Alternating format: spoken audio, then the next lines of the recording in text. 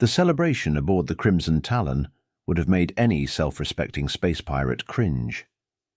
Captain Vexathor, notorious raider of the Andromeda Arm, stood proudly on his command deck, his scaled crimson skin reflecting the harsh lighting as he raised a glass of fermented plasma. Around him, his crew of miscreants and outcasts cheered with the sophistication of a herd of drunk space cows. "A toast," his voice boomed through the ship's intercom, "to the greatest heist in the history of the galaxy. 57 human younglings snatched right from under their pathetic guardians' noses." The crew roared in approval, their various appendages waving celebration tokens. Lieutenant Kraz, Vexthor's second-in-command, slithered forward on his serpentine lower body. "Captain, the ransom demands are prepared. Should I transmit them to the human colony?" "Not yet." Vexathor's mandibles clicked in amusement. "Let them stew in their misery for another rotation. These humans, they're so predictable with their emotional attachments. They'll pay anything we demand." From the security feeds displayed on the bridge's main screen, the captured children could be seen in their holding cells. Most sat quietly, some crying, others sleeping. Vexathor's third eye focused on them with smug satisfaction. "Look at them, Kraz. So docile, so helpless. The stories about humans being dangerous must be propaganda. Their young can't even defend themselves." He laughed, a grating sound like metal scraping metal. A junior officer, fresh from the Outer Rim Pirates Academy, dared to speak up. "But Captain, I heard stories about the human military response to—" "Silence." Vexathor's tail whipped around, nearly striking the young officer. "Those are ghost stories told by failed pirates to excuse their incompetence. Humans are soft, their technology primitive compared to ours. Their mighty Earth Defense Force? They're probably still trying to figure out which end of their ships points forward." The bridge crew laughed nervously, some exchanging worried glances. Their captain's confidence was legendary, but so was his tendency to underestimate opponents. "Besides," Vexathor continued, draining his glass, "we're safely hidden in the Scarlet Nebula. Our base is undetectable, our shields impenetrable. By the time they even realize where we are, we'll be rich enough to buy our own galaxy." As if to punctuate his boast, a small alarm chimed from the security station.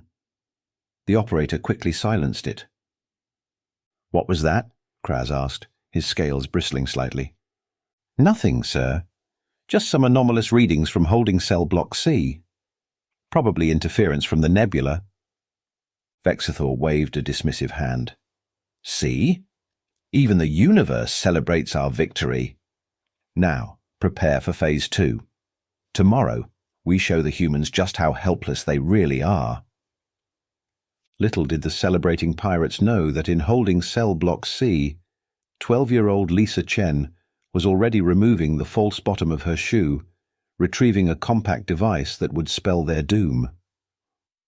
But that was a problem for tomorrow's Vexathor. Tonight was for basking in his supposed glory, blissfully unaware that he'd just signed his species' death warrant. The New Eden colony's emergency response center erupted into controlled chaos exactly 3 minutes after the abduction. Parents weren't crying. They weren't begging. Instead, David Chen, the colony's head of security, watched as mothers and fathers transformed into something the galaxy had never seen before. Predators with purpose. "They took our children," his voice cut through the tension-filled room. "They think we'll pay ransom. They're wrong. We'll pay them in blood instead."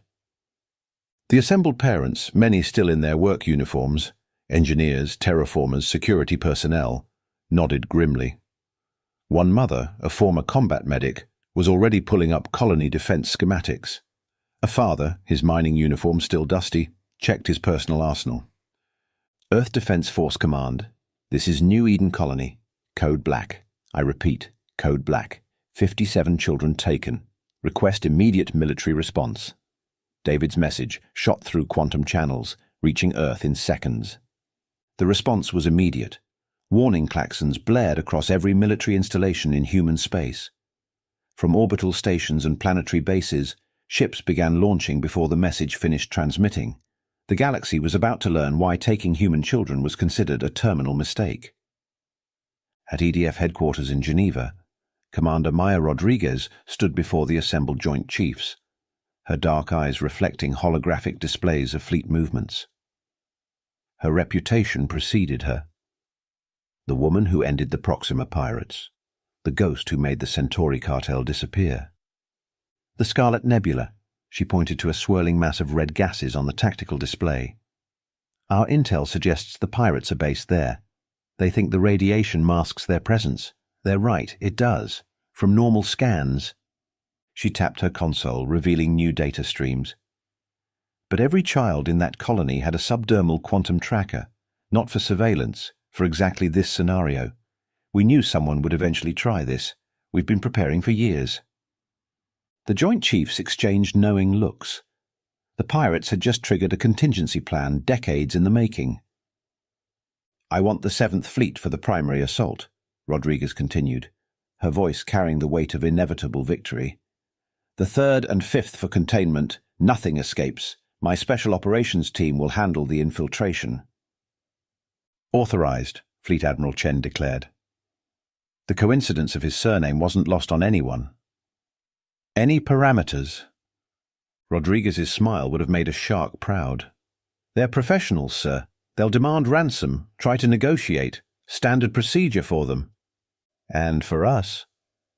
We don't negotiate with people who take our children. Tactical nuclear options are authorized. If they want to hide in a nebula, we'll make it their tomb. Within hours, the largest human fleet assembled since the Mars Rebellion moved with deadly purpose. Support ships carried enough firepower to glass a continent. Medical vessels prepared not for human casualties, but for recovering children. The galaxy was about to witness humanity's version of proportional response. On her flagship, the EDF Damascus, Rodriguez reviewed the manifest of taken children. Her eyes lingered on one name, Lisa Chen, David's daughter, the girl who'd been trained since birth for this possibility, a honey trap years in the making. Status of the quantum tracker? She asked her communications officer. Signal is strong, Commander. Lisa has activated it successfully. She's already mapping their base layout.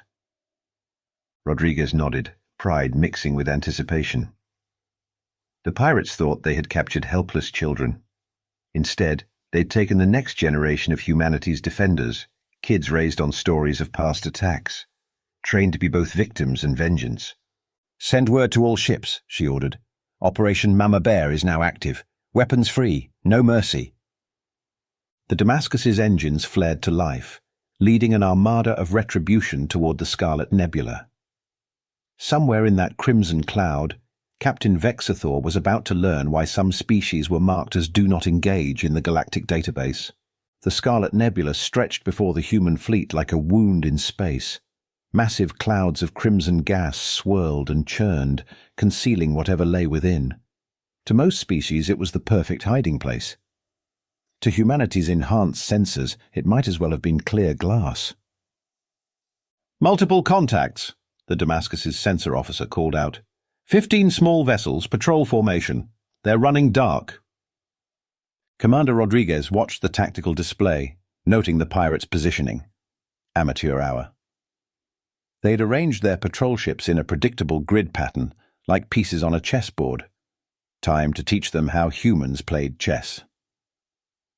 Launch Ghost Squadron, she ordered. Standard harassment protocol. 6 sleek fighters detached from the Damascus's belly, their stealth systems rendering them nearly invisible.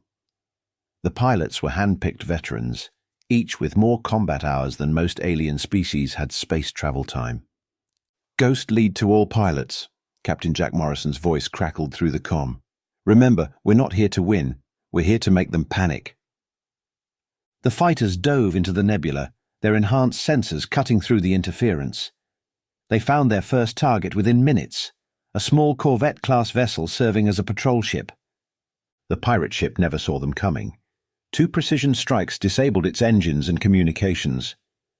The crew barely had time to register the attack before Ghost Squadron vanished back into the crimson clouds. First target neutralized, Morrison reported, moving to second mark. Over the next hour, the scene repeated itself 4 more times. Each attack was precise, deliberate, and terrifying for the pirates. No demands, no warnings, just silent strikes from an unseen enemy. On the Damascus's bridge, Rodriguez watched the chaos unfold. The remaining patrol ships broke formation, clustering together like scared animals. Perfect. "Launch Phase 2, she commanded. "Let's show them what real fear looks like." The Damascus's main guns spoke. Concentrated plasma beams cut through the nebula, superheating the gas into brilliant patterns of light and energy. The shots went wide of the pirate vessels deliberately, but the message was clear: nowhere to hide. "Incoming transmission," the comms officer announced. "It's from their flagship. Put it through." Captain Vexathor's agitated face appeared on the main screen. His scales had lost their luster, his third eye twitching nervously. "This is restricted space. You are violating—" "Captain Vexathor," Rodriguez cut him off, her voice colder than deep space. "You have something that belongs to us. The children are unharmed. We can negotiate." A plasma beam sliced through one of his remaining patrol ships, cutting it in half. The explosion painted the nebula in shades of orange and blue. "I don't think you understand," Rodriguez continued as if nothing had happened. "This isn't a negotiation. This isn't even a battle. This is pest control." Ghost Squadron struck again, taking out 3 more ships in rapid succession.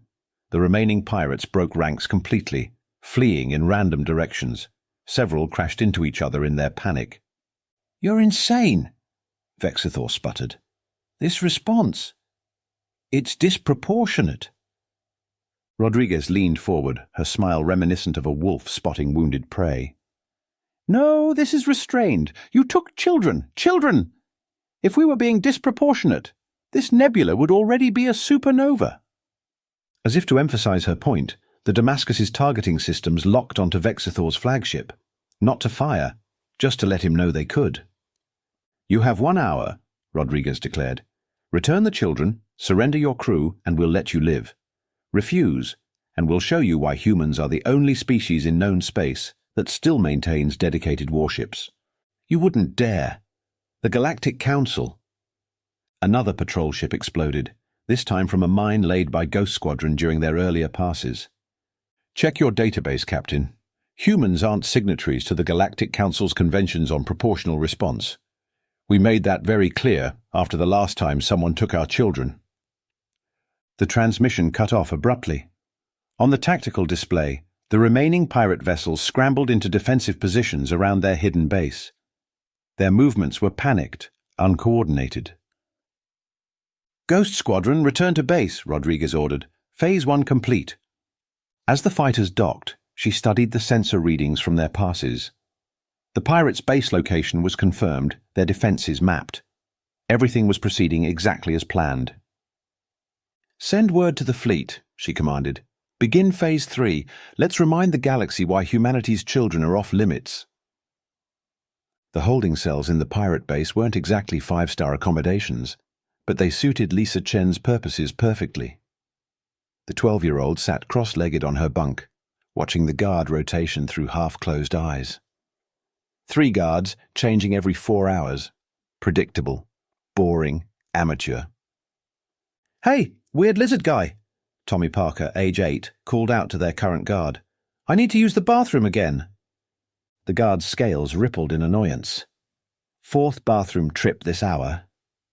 They hadn't figured out yet that the kids were mapping their route to the facilities, counting steps, noting security checkpoints. "Again?" the guard grumbled, mandibles clicking. "This is why we should have taken Zentarian young. At least they only need waste disposal once per cycle." Lisa suppressed a smile. The guard's universal translator wasn't perfect. It had gaps. Gaps the children had already learned to exploit by speaking in playground slang that translated into gibberish. "Yo, Lisa," Jamie Roberts whispered from the next cell. "That totes yeet guard is being such a sussy, Barker." The guard's translator crackled, trying to make sense of the phrase. While he was distracted, 6-year-old Penny Wu slipped something from his belt pouch. The kids had turned pickpocketing into a game, seeing who could snag the most useful items. In her cell, Lisa continued working on the small pile of components they'd collected. A power cell here, a comm chip there. The pirates hadn't bothered to check their shoes, their hair clips, the seams of their clothes. Why would they? They were just children. Status report, she whispered through the hidden comm network they'd established using stolen parts. Section A, ready, came the reply from the boys' cell block. Ryan figured out their door codes. Section B, halfway there, another voice responded. But Sophie's got them convinced she's allergic to their food. They're bringing human rations from their supplies. Section C, medical bay mapped, a third voice added. They still think Kevin actually has space flu. Lisa nodded, pride swelling in her chest. New Eden Colony's children had been preparing for something like this their whole lives. Monthly drills, disguised as games, survival classes masked as summer camp. While their parents handled the obvious defense, the kids were the colony's secret weapon. A commotion outside drew her attention. Lieutenant Kraz was berating the guards, his serpentine body coiled in agitation. "The humans are coming! They've destroyed half our patrol fleet!" His voice carried through the supposedly soundproof cells. "How? They're supposed to be primitive." "Sir," one guard gestured to the cells, "should we move the prisoners deeper into the base?" Lisa tensed. That wouldn't work with their plan. "No time," Kraz hissed. "Just increase the guard rotation and check all their cells. The captain thinks they might have some kind of tracking device." Too late, Lisa thought. They'd already distributed the tracker components among all the cells. Even if they found one, a dozen others would still be active. "Hey, Snakeface!" Tommy yelled again. "Still need that bathroom break?" Kraz whirled around, baring his fangs. "Silence, you insignificant!" His threat was cut short by alarms blaring throughout the base. The lights flickered, switching to emergency power. Lisa's quantum tracker pulsed against her ankle, acknowledging the signal. Mom and Dad were coming.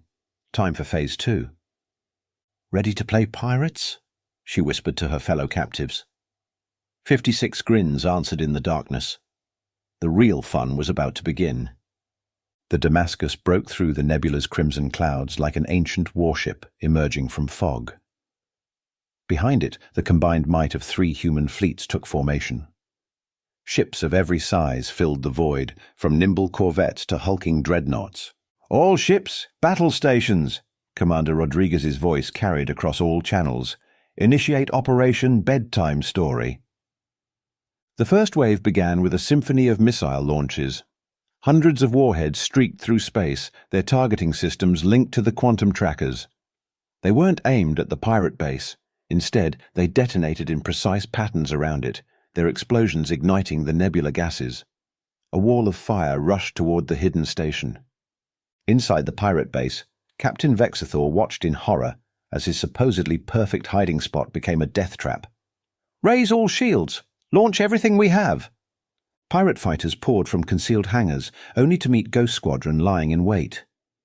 The resulting dogfight was less a battle and more an execution.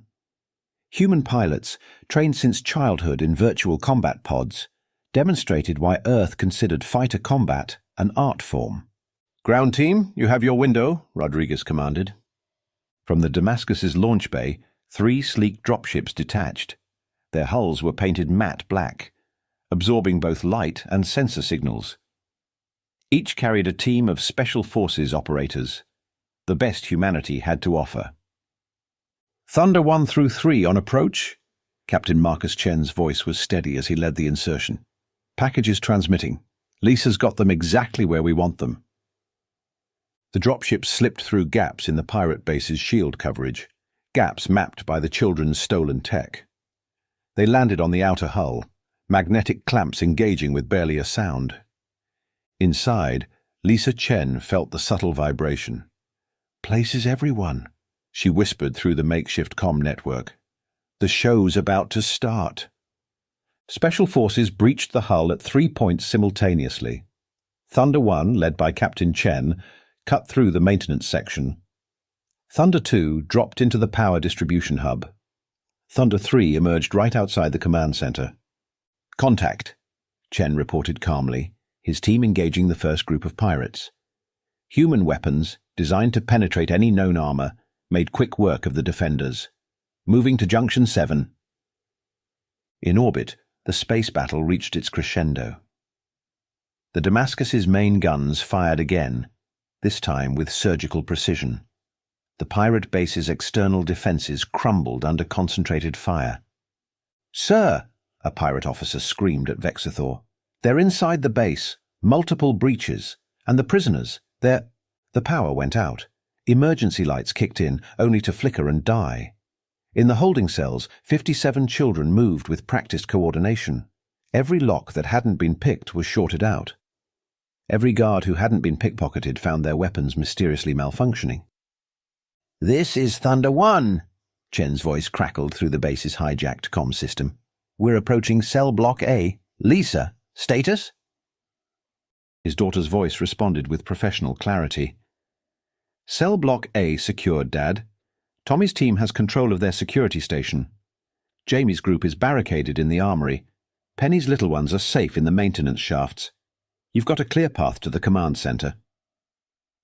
The Special Forces teams converged on their target, encountering sporadic resistance.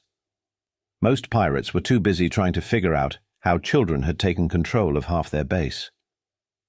"Commander Rodriguez," Chen reported, "we're outside the command center, ready to breach on your mark." In orbit, Rodriguez watched the tactical display with satisfaction. The pirate fleet was in ruins, their base defenseless. Now for the coup de grace.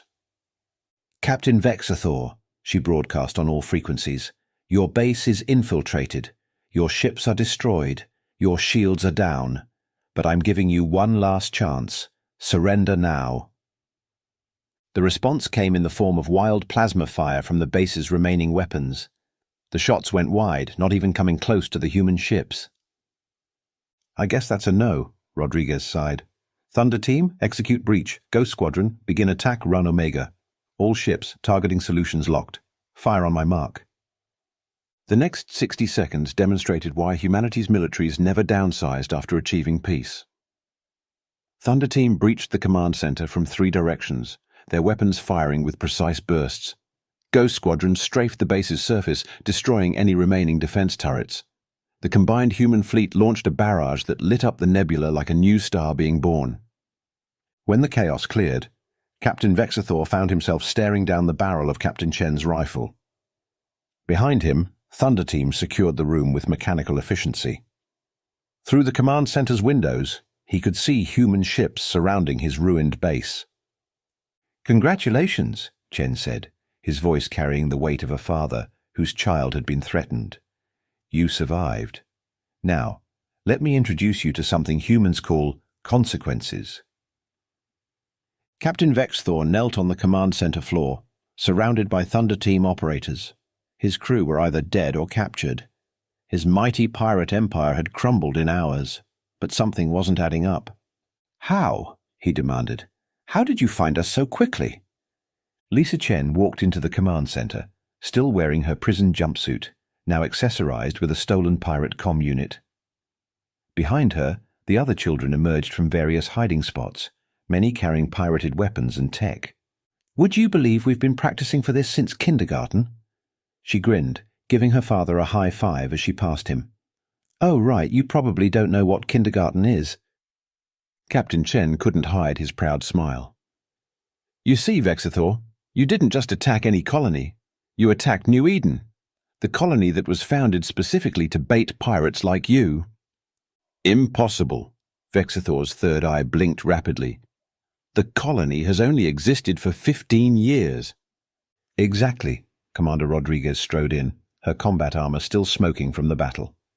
15 years ago, after the last attempted child snatching, Earth Command decided to set a trap. We needed to end this practice permanently." Lisa pulled up her sleeve, revealing a small scar. "Every child in the colony has a quantum tracker. Not just any tracker, one specifically designed to work in nebula interference. Dad made sure of that when he designed the colony's security protocols." "You see," Captain Chen continued, "Lisa's not just my daughter, she's the prototype. the first of a new generation trained to turn kidnapping attempts into ambushes. Those monthly school drills, combat training, summer camp, survival courses, play dates, team tactical exercises. The other children had taken up positions around the room, mirroring the Special Forces operators with practiced precision. Tommy Parker was already hacking into the base's mainframe, his small fingers flying over the alien controls.